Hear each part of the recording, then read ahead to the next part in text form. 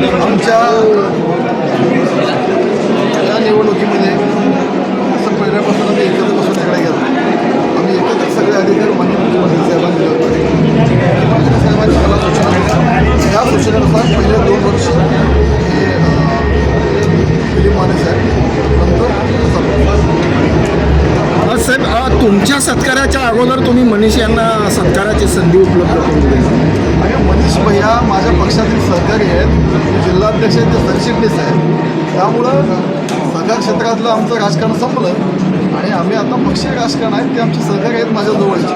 त्यामुळं राजकारणात निवडणुका संपलं की राजकीय जे संबंध कटुता निर्माण ते सोडून द्यायचे असते आणि सोडून दिले.